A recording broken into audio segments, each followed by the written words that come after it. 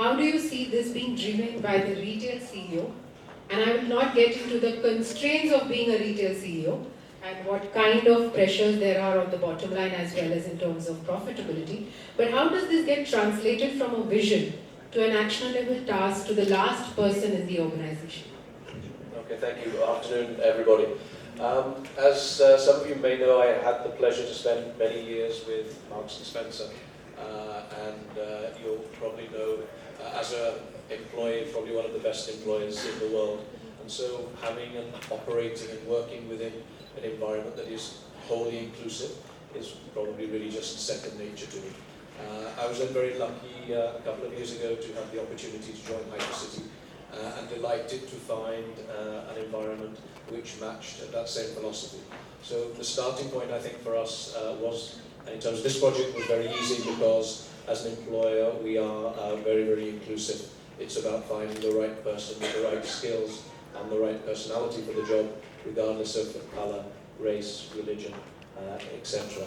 So I think to kick this off, this is one of the projects that I'd say as a CEO was an absolute joy to be asked to be involved with, and something that really just ran very, very easily right from the beginning. And if I may, I'll share a very quick story that about a lady that I met 20 years ago.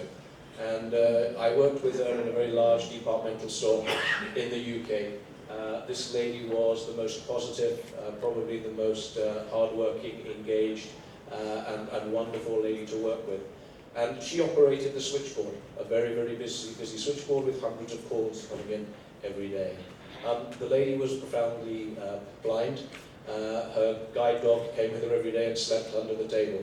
And we made, as an organisation, some small adaptations to the equipment that she needed. But she was able to do and carry out a role actually in a way that an able-bodied person would not have been able to. And I think the fact that I'm sharing that probably after 20 years ago as a key memory from my time in that organisation. And I'm giving you that example because that's simply all it took in Hypercity, was for me to share that example when the team first sat with me and said we'd really like to get involved and work with people with disability. And that's all the story that I shared, and really that's how the journey has grown from there. The HR team and the management team in Hypercity have then embraced it. We've then had our first people starting in Hyderabad, now in Bangalore, and more recently in Mumbai. And I think actually now the program and the project has a life of its own, because it is everything you've heard this morning.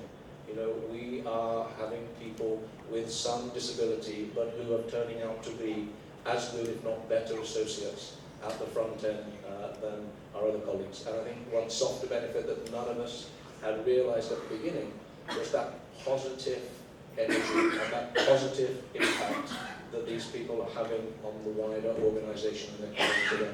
So I may not have answered exactly what you wanted in terms of how do I structure inclusion, but it really was,